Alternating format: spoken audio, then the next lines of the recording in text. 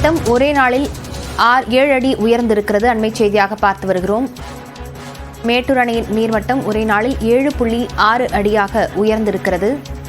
இதனால் மேட்டூர் அணையின் நீர்மட்டம் 68.91 அடியை எட்டியுள்ளது. மேட்டூர் அணைக்கான நீர்வரத்து 68,843 கன அடியிலிருந்து 71,777 கன அடியாக அதிகரித்திருக்கிறது. ஒரு வாரத்தில் அணையின் நீர்மட்டம் 26.15 அடி உயர்ந்திருக்கிறது. மேட்டூர் அணையின் நீர்மட்டம் ஒரே நாளில் 7.6 அடியாக உயர்ந்திருக்கிறது. நீர் வெளியேற்றும் வினாடிக்கு 1000 கன அடியாக உள்ளது.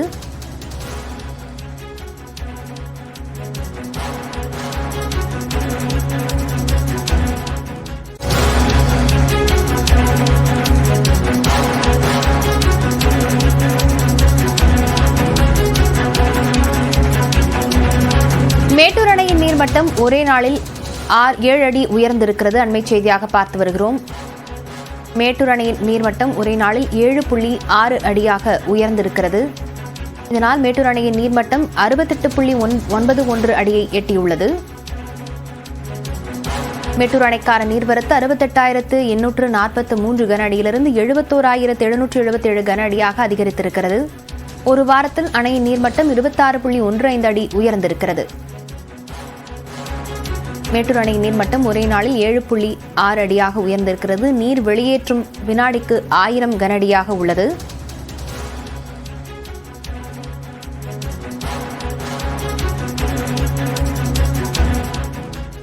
உதயநிதி ஸ்டாலினுக்கு துணை முதலமைச்சர் பதவி வழங்கப்படலாம் என தகவல் வெளியான நிலையில் எந்த பொறுப்புக்கு வந்தாலும் தனது மனதிற்கு மிகவும் நெருக்கமானது இளைஞரணி செயலாளர் என அவர் சூசகமாக கூறியுள்ளார். இதற்கிடையே 2026 சட்டமன்ற தேர்தலுக்கான திமுக ஒருங்கிணைப்பு குழுவிலும் அவருக்கு வாய்ப்பு வழங்கப்பட்டுள்ளது.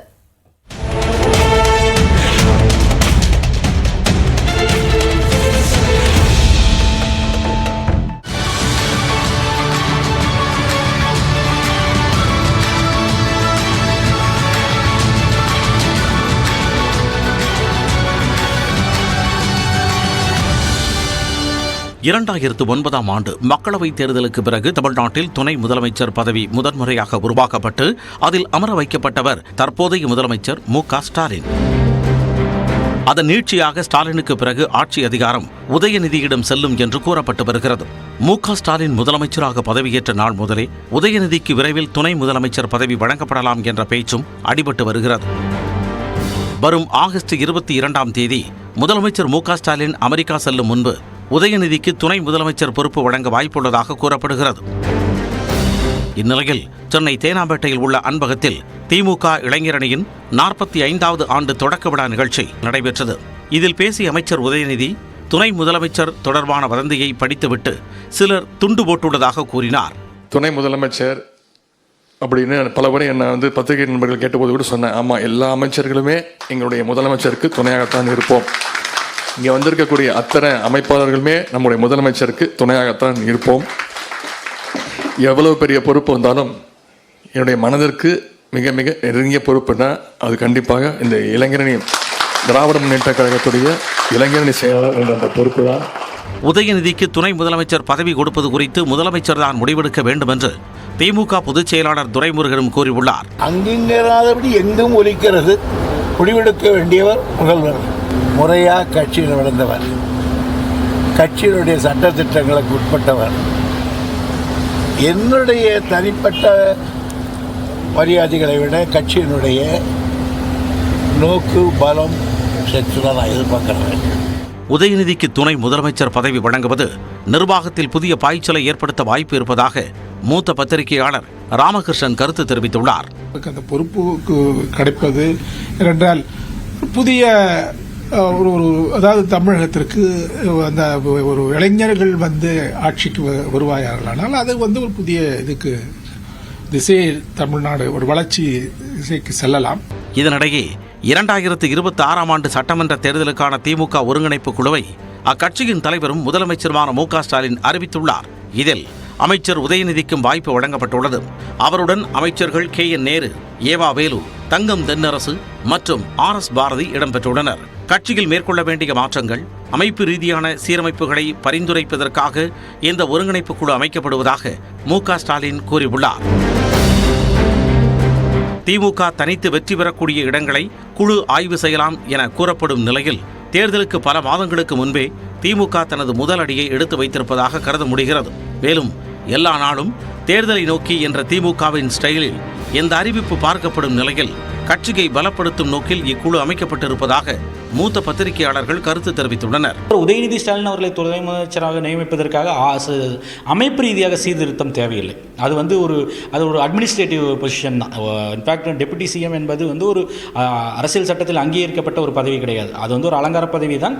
அது மோரலஸ் அடுத்த கட்டத்துக்கு யார் வரப்போகிறார், தலைமை ஏற்கப் போகிறார் என்பதை கோடிட்டு காட்டுவதற்கான ஒரு பதவி தான். ஸ்டாலின் அவர்கள் அதிகாரத்தில் வந்துட்ட பிறகு கீழே அவருக்கு கட்சியை கவனிக்கிறதுக்கு அவ்வளோவா நேரம் இருந்திருக்காது. அதனால் கட்சியில் கீழ்மட்டத்தில் கடந்த 3 வருடங்களில் பலவிதமான பிரச்சனைகள் இருக்குது. குறிப்பாக பார்த்திங்கன்னா மாநகராட்சிகள், நகராட்சிகள்லாம் பல பிரச்சனைகள் இருக்குது. அங்கே இருக்கிற மேயர்கள் மேலே ஆளுங்கட்சி உறுப்பினர்களே நம்பிக்கையில் தீர்மானம் தராங்க. ஸோ இதெல்லாம் கீழ் லெவலில் சரி பண்ண வேண்டிய ஒரு விஷயங்கள். தேர்தலுக்கு முன்னாடி 26 தேர்தலுக்கு முன்னாடி சட்டமன்ற உறுப்பினராக தேர்வான பிறகு அமைச்சர் பதவி வழங்கப்படும் என தகவல் வெளியாகி அதை உதயநிதி மறுத்து வந்த நிலையில் இளைஞர் நலன் மற்றும் விளையாட்டுத்துறை அமைச்சர் பொறுப்பு அவருக்கு வழங்கப்பட்டது. அதே பாணியில்தான் தற்பொழுதும் துணை முதலமைச்சர் பதவி குறித்த தகவலும் உலா வருகிறது. எனவே உதயநிதிக்கு துணை முதலமைச்சர் பொறுப்பு ஒதுக்கப்படுமா என்பது விரைவில் புலப்படும் என்றே எதிர்பார்க்கப்படுகிறது.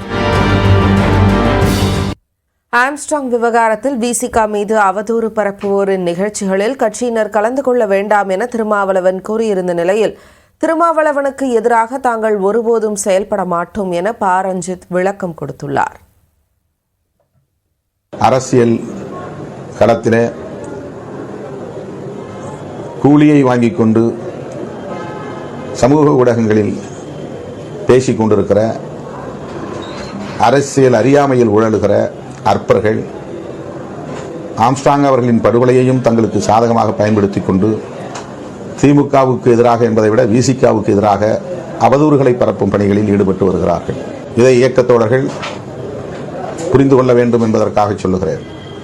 விடுதலை சிறுத்தைகளுக்கு எதிரான அவதூறுகளை பரப்புகிற நிலையில் நாம் அப்படிப்பட்ட சக்திகள் பங்கேற்கக்கூடிய நிகழ்ச்சிகள் எதிலும் நாம் பங்கேற்கக்கூடாது. நம்ம அண்ணன்களே நமக்கு எதிராக நிறுத்துறது இதெல்லாம் ரொம்ப கடுமை, ரொம்ப ரொம்ப கவலையா இருக்கு. அப்படியெல்லாம் கிடையாது. அண்ணன் திருமாவளவனுக்கு நான் சொல்லிக்கிறேன், தயவு செஞ்சு உங்களுக்கு எதிராக நாங்கள் ஒரு காலம் இருக்க மாட்டோம்னா. உங்களுக்கு எதிராக நாங்க இருக்கணும். உங்களுடைய குரல் நீங்க, எங்களுடைய குரல் நீங்க. உங்களை நாங்கள் ஒரு காலம் விட்டுவிட மாட்டோம். உங்களை ஒரு காலம் நாங்கள் விட்டுவிட மாட்டோம். உங்க கூட தான் நிற்போம். ஒவ்வொரு அண்ணனுக்கும் சொல்றேன், நமக்குள்ள கட்சிகள் வேறுபட்டு இருக்கலாம், நமக்குள்ள கொள்கை வேறுபட்டு இருக்கலாம். ஆனால் நம்முடைய மக்கள் பிரச்சனையா இருக்கிறப்ப, பாதிக்கப்பட்டப்ப நம்ம எல்லாரும் ஒன்று சேர வேண்டிய தேவை இருக்கு.